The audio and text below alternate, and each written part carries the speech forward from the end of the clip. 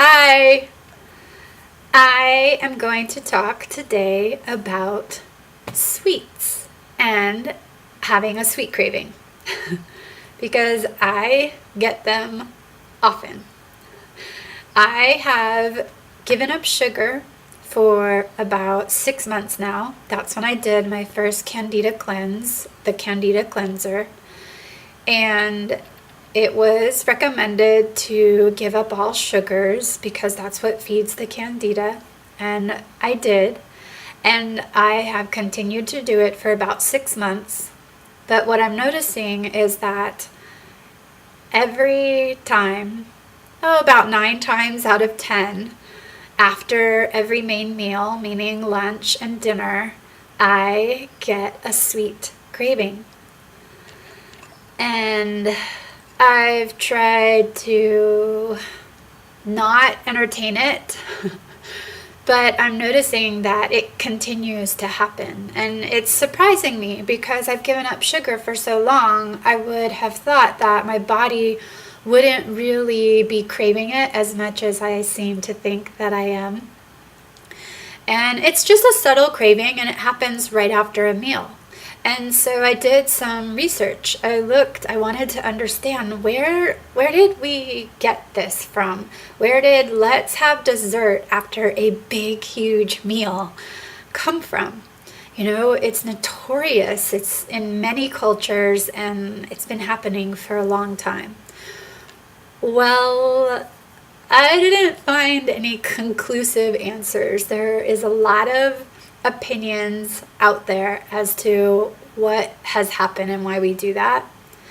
But what I do want to share with you is that I've learned we used to be a culture that would eat to physically satisfy ourselves.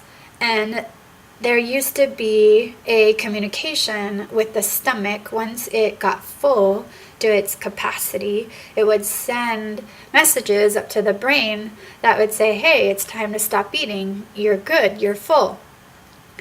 And what happened later was that many people decided to, or recognized, let's say, that if I eat something sweet, I feel really good. And we learned, even at a young age, right, when we're crying and mom is like, here, have some mama's milk, and you stop crying when you're a little infant or little child. We satiate our emotions with food. And the body releases serotonin when we have really sweet food. So there's now a new connection, and it's overridden our previous intelligence. So now our desire for pleasure is far greater than our desire just to satiate our physical needs. So that's a little bit about what I learned. And what I want to share with you, though, if you are on the Candida diet like me, there are more healthy sweets that you can eat as compared to just allowing yourself to have anything you want. And maybe you already know, but I'm going to remind us, just in case you wanted another reminder, natural fruit, when it's in season and organic, yummy. Don't overeat, but you can have fruit after a meal. That is sugary and it's sweet, and it can be very satisfying. Maybe not as satisfying as tiramisu, I get it. But there are choices that we're making. I'm inviting us to become more conscious. I'm inviting myself to consciously eat. Why am I putting this in my mouth? Am I even aware of the choices that I make? And how is it impacting my body? And I think this is the way that we can obtain our greatest state of health. And when we do this, it impacts every other area of our life. When we become centered and balanced and aware, then we go through life in that way with our relationships and with our work, with our loved ones, and with ourselves. more goodness, more sweetness. If you are on a cleanse that is recommending to remove sugar from your diet, the gift that a friend gave me is coconut butter.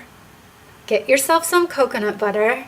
I recommend sprinkling some salt, Himalayan pink sea salt, and cinnamon, and I love cardamom, and that is a very tasty treat. It completely satisfied my sugar cravings when I was in my Candida cleanse during the 45-day period. And lastly, chocolate. You can find or make really healthy, yummy chocolate. Sugar-free. Just don't overdo it.